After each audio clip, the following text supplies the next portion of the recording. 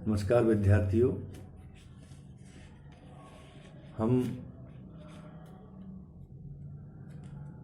कुछ महत्वपूर्ण तथ्यों की जो भारतीय राज्य व्यवस्था से संबंधित रखते हैं, पिछले व्याख्यान में हमने उनको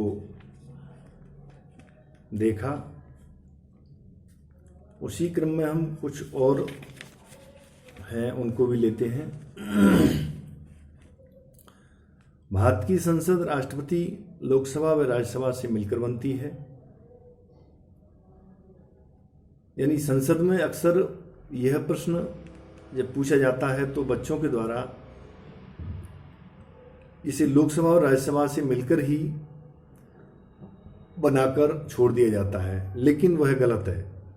भारत की संसद का जो समेकित रूप है वह राष्ट्रपति के समाहित होने से ही है, जिसमें लोकसभा एवं राज्यसभा दोनों मिलकर के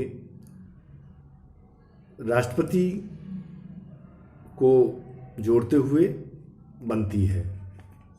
लोकसभा में मंत्रिमंडल के विरुद्ध अविश्वास प्रस्ताव प्रस्तुत करने के लिए कम से कम 50 सदस्यों का समर्थन प्राप्त होना चाहिए। संघीय परिषद सामूहिक रूप से लोकसभा के प्रति, जो संघीय मंत्रिपरिषद है वह सामूहिक रूप से लोकसभा के प्रति उत्तरदायी होती है। अगर लोकसभा में विश्वास मत पूर्ण बहुमत नहीं है तो वह गिर जाएगी। भारत सरकार का प्रथम विधि अधिकारी अटॉर्नी जनरल महान्यायवादी होता है। प्रथम विधि अधिकारी, प्रथम कानूनी अधिकारी या कानून का ज्ञाता होता है, उसको महान्यायवादी एवं अंग्रेजी में अटॉर्नी जनरल के नाम से जानते हैं। महान्यायवादी भारत सरकार को कानूनी विषयों पर परामर्श देता है। भारत में प्रथम आम चुनाव 1951 एवं 52 में हुए थे। राजनीतिक दलों को मान्यता चुनाव आयोग प्रदान करता है। राज्यसभा का जो सदस्य है उनके जो कार्यकाल हैं वो 6 वर्ष तक के लिए होते हैं। राज्यसभा के 1/3 सदस्य प्रत्येक 2 वर्ष पश्चात सेवानिवृत्त हो जाते हैं। लोकसभा अध्यक्ष लोकसभा तथा राज्यसभा के संयुक्त अधिवेशन की अध्यक्षता करता है। संसद विधानसभा के किसी सदस्य की सदस्यता तब समाप्त समझी जाती है जब वह बिना सदन को सूचित करे अधिवेशन के समय 60 दिन अनुपस्थित रहता है। लोकसभा द्वारा पारित धन विधेयक को राज्यसभा 14 दिन तक रोके रख सकती है। एक वर्ष में संसद के 2 अधिवेशन बुलाए जाने आवश्यक हैं तथा 2 अधिवेशनों के मध्य 6 महीने से अधिक का अंतराल नहीं होना चाहिए। यानी संसद के 2 अधिवेशन बुलाए जाने का 1 वर्ष में प्रावधान है एवं दोनों अधिवेशनों के मध्य 6 महीने से अधिक का अंतराल नहीं होना चाहिए। आंध्र प्रदेश तथा पश्चिम बंगाल राज्य को लोकसभा में समान प्रतिनिधित्व प्राप्त है, प्रत्येक को 42 सीटें प्राप्त हैं। मिजोरम, नागालैंड, सिक्किम को लोकसभा में सबसे कम प्रतिनिधित्व प्राप्त है, प्रत्येक को 1 सीट। राज्य का संवैधानिक तंत्र विफल होने पर अनुच्छेद 356 के तहत किसी राज्य में राष्ट्रपति शासन की घोषणा की जा सकती है। भारत में संघ राज्यों का प्रशासन राष्ट्रपति द्वारा होता है। भारत में लोकपाल तथा लोकायुक्त की स्थापना का सुझाव प्रथम प्रशासनिक सुधार आयोग ने दिया था।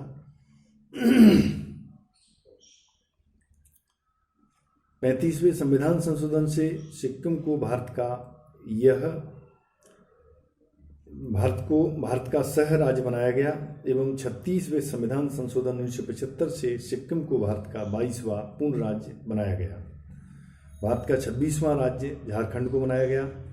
राष्ट्रीय मानवाधिकार आयोग का अध्यक्ष सर्वोच्च न्यायालय का सेवानिवृत्त मुख्य न्यायाधीश होता है। राष्ट्रपति तीनों सेनाओं का सर्वोच्च सेनापति होता है। जीवी मावलंकर व जीएमसी बालियोगी पद पर रहते हुए मृत्यु को प्राप्त लोकसभा के अध्यक्ष थे। 1946 सितंबर को अस्तित्व में आई अंतरिम सरकार के उपाध्यक्ष पंडित जवाहरलाल नेहरू थे। डॉक्टर भीमराव अंबेडकर स्वतंत्र भारत के प्रथम कानून मंत्री थे। भारत के जम्मू कश्मीर राज्य में राज्यपाल शासन लागू करने का संवैधानिक प्रावधान है।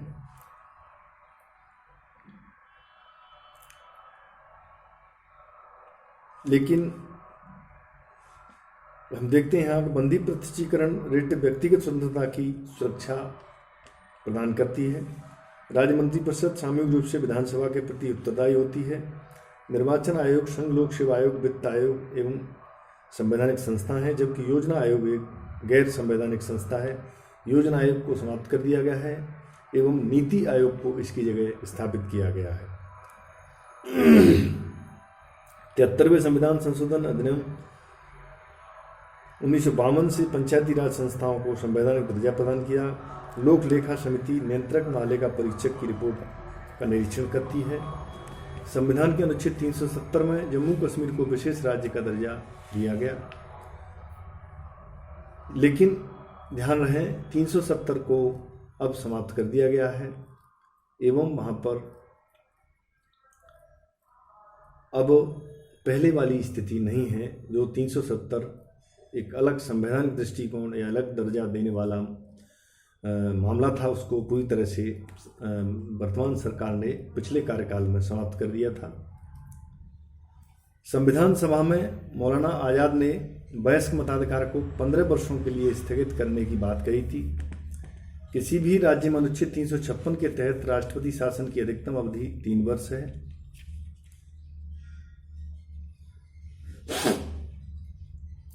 संसद के इतिहास में अब तक 3 बार 1961, 1978 एवं 2002 में संसद का संयुक्त अधिवेशन बुलाया गया है, मात्र अब तक 3 बार। संविधान के भाग 3 को मैग्ना कार्टा कहा जाता है। राष्ट्रपति का अभिभाषण केंद्रीय मंत्रिमंडल के द्वारा तैयार किया जाता है। 42वें संविधान संशोधन अधिनियम को लघु संविधान मिनी कॉन्स्टिट्यूशन भी कहा जाता है। राज्य मानवाधिकार आयोग का अध्यक्ष उच्च न्यायालय का सेवानिवृत्त मुख्य न्यायाधीश होता है। राज्य लोक सेवा आयोग के अध्यक्ष व सदस्यों की नियुक्ति राज्यपाल के द्वारा की जाती है। सरकारी आयोग का संबंध केंद्र राज्य संबंधों से है। सर्वोच्च न्यायालय उच्च न्यायालय के न्यायाधीश राष्ट्रपति के द्वारा संसद की सिफारिश पर हटाए जा सकते हैं। भारत में जनहित याचिका जस्टिस PN भगवती के समय प्रारंभ की गई। इसे हम पब्लिक लिटिगेशन या जनहित के मुद्दों के नाम से जानते हैं। सार्वजनिक लंबी अवधि तक मुख्य न्यायाधीश के रूप में न्यायमूर्ति YV चंद्रचूड़ रहे। सर्वोच्च न्यायालय के न्यायाधीशों की नियुक्ति राष्ट्रपति मुख्य न्यायाधीश के परामर्श से करता है।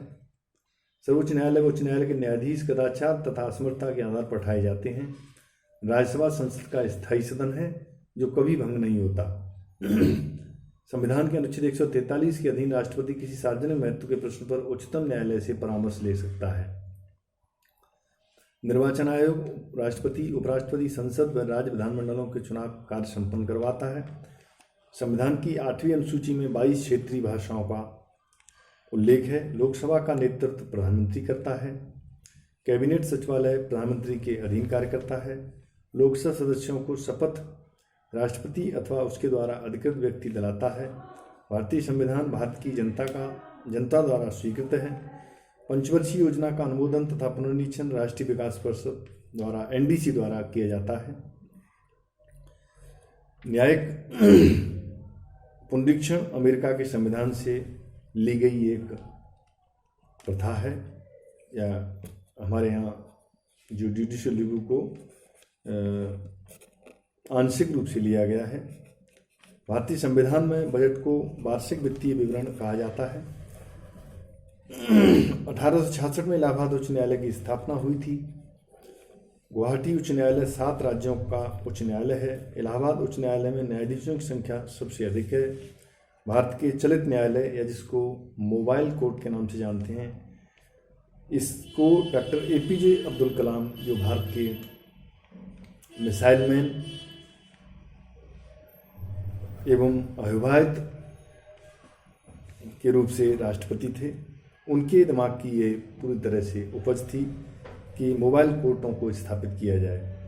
भारत में ई-कोर्ट की शुरुआत सर्वप्रथम गुजरात अहमदाबाद से की गई। ई-कोर्ट का तात्पर्य है इलेक्ट्रॉनिक कोर्ट की कार्यवाही, यानी कोर्ट में जो कार्यवाही होगी वो तकनीकी माध्यम के जरिए एवं इलेक्ट्रॉनिक डिवाइस के माध्यम से की जाएगी।